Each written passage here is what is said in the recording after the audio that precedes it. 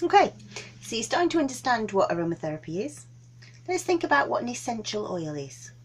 So I just picked this bit of rosemary for the garden. I'm going to use it this afternoon in a lamb casserole because the essential oils help with digestion, but it's useful here. So if we sniff the flower and the leaves, actually we enjoy that familiar scent. I love rosemary, and what we're doing is breathing in those essential oil molecules, and we call those volatiles because they evaporate, and they are absolutely chocked full of chemicals.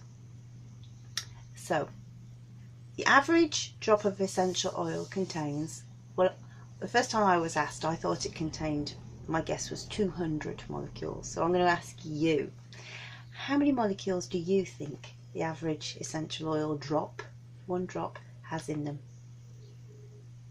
Okay, so the right answer is the average drop of essential oil contains 40 million trillion molecules. Wasn't far off with 200, was I? How close were you? It's a lot, isn't it? And it equates to 40,000 molecules for every single cell in your body. So an essential oil has 40,000 times more molecules than you have in your body. And when we put them in the bottle, we trap them. But when we take it at the top off, the air becomes absolutely saturated with the beautiful volatiles.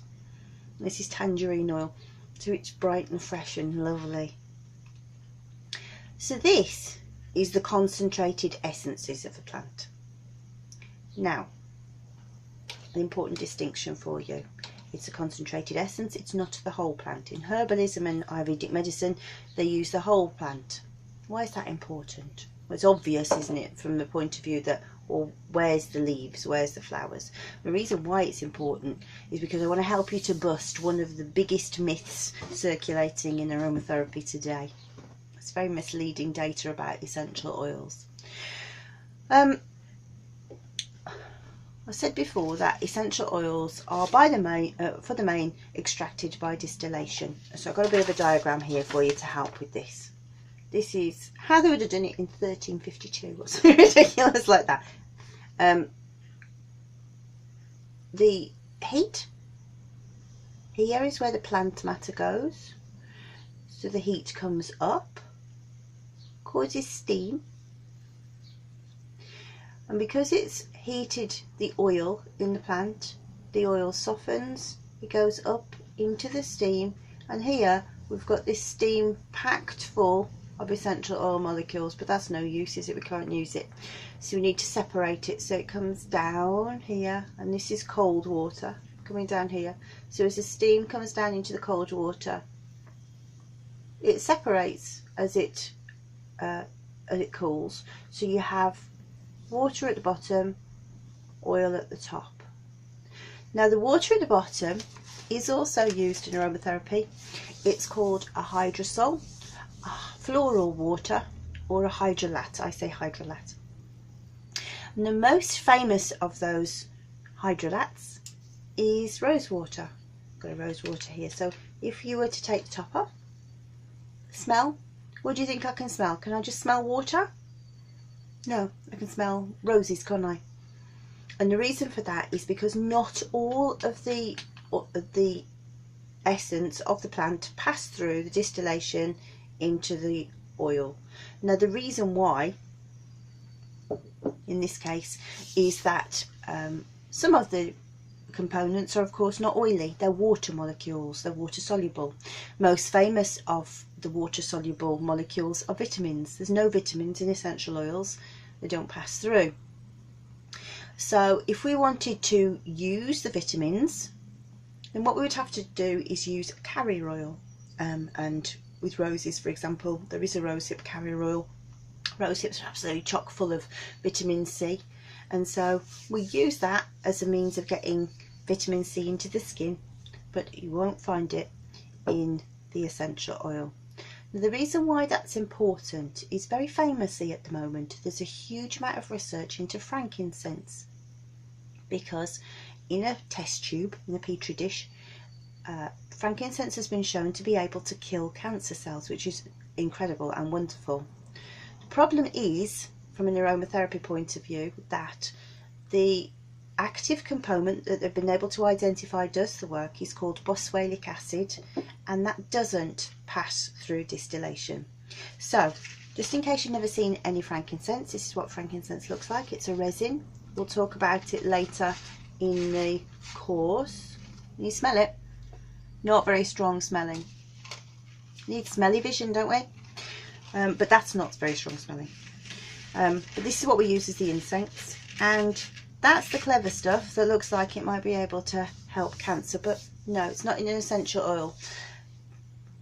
Having said that, it's not to say there may not be a component in an essential oil, we just haven't found it yet, and with 40 million trillion molecules, there's a few we need to identify yet.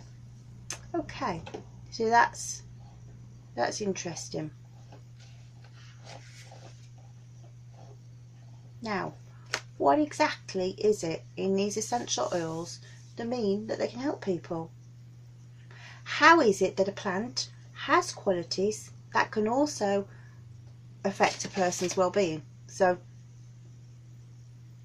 this one clears the head, and it's good for memory, and it's digestive. So how can that be? Well, truth is we don't know. It might be that we're not actually evolutionary that different to plants, or it could be that we're more evolutionarily similar, not to the plant, but to the insects that act upon it. And to me that really makes sense, because I've been out with a few worms in my time. Have you? But interestingly, very few of the chemicals we find in the bottle of essential oil are used by the plant for respiration, so for example getting nutrients and its day-to-day activities. Most of what we find in this bottle are what we refer to as secondary metabolites. In other words, respiration's taken place and the chemical has changed into something else. We call these secondary metabolites. These make up most of the essential oil. For a long time it was surmised it might be because the plant hasn't got any means of excreting. You and I go to the toilet, or actually we breathe out toxins, and we excrete them through the skin as well, we sweat. But a plant can't do that. So they thought that perhaps once they'd changed, that they just stayed within the tissues. But more recently, scientists have started to think a bit more like plant healers, and they've come up with a different solution, which I think makes a great deal more sense.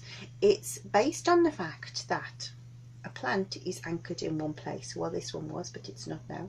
But that it had roots, and so because it's got roots, it can't go anywhere, it can't defend itself, so it has to sit there while elements act upon it. So for example, the caterpillar comes with lots and lots of legs, or the butterfly lands on it with its wings and then can go off again, and if it doesn't like it, can't do anything, can it? And likewise, if it were growing in the Himalayas, the herdsman comes and gets his yaks and takes them off the shelter in his shed, or when the sun comes out, then the yak can just go and find some shelter underneath the tree. Poor old plant just has to stay there. It's a bit sad, isn't it? And they think what's happened is that the plant's developed mechanisms that help it to defend itself, that help it to adapt to the weather, and also to propagate its species. It's survival of the fittest, of course. Every species does it. As a species, humans, we're 4 inches taller than we were 100 years ago. My husband's 6 foot tall, and we live in a town that was built in, majority of it was in the 16th century, although there is stuff that dates to the 12th century, so his head gets very sore often banging it on the doorways. He's evolved, he's enjoyed the benefits of evolution, but of course doorways aren't supposed to evolve. And what's interesting is that he is taller than the average Englishman. The average Englishman is 5'7". But if he lived in Guatemala, the average Guatemalan man's only 5'4", and so where you live will affect lots of different things, not only the colour of your skin and your hair, for example. Eskimos have developed a whole new layer of subcutaneous fat over their eyelids, and if you look, they've got quite squashy eyelids, and that's because of this extra fat to protect them from the wind and the cold. And plants have developed to do this too. So meet my friend spotted knapweed. I've got to say, I might be the only person in the world that calls spotted knapweed my friend, because it's incredibly invasive. It's so pretty, but it gets everywhere. And the way it does that is it actually puts these chemicals, these essential oils, secondary metabolites, into the soil, and effectively stops every other species from germinating. If you thought ethnic cleansing was a human evil, think again, plants do it all the time. So it's interesting, isn't it? So I want to talk a little bit about just one of the chemical groups. We'll look at the chemistry later in depth, but the chemical group that we're talking about here that makes it bright and showy, brings a smell, is called phenols. And phenols they're kind of the equivalent to going out and going on the Raz on a Saturday night. They make it bright, they make it sassy. They're the ones that help it go on the pull, because it's going, come on birds of flies, come on bees. It wants them to come as many times as possible to the plant to be able to pollinate it. Now in human medicine, phenols are antimicrobial and antiseptic, but they're huge molecules. They're very big molecules. There's lots of other groups that are smaller.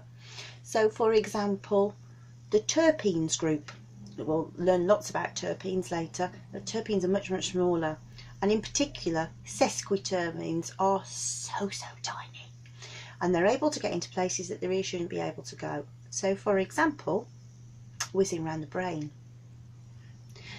The brain is a really insulated organ. It's protected by the skull, but it's also got a barrier that stops bacteria going from the blood to the organ, and we call this the blood-brain barrier.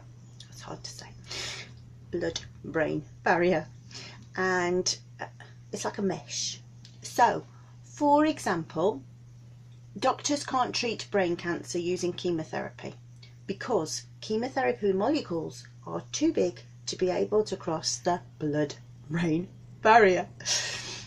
Sesquiterpenes though, they can get through very easily, and so we'll use that in emotional medicine and also anxiety medicine, and you'll learn more about that later. Okay, are you ready to go on to the next bit? See you on the other side.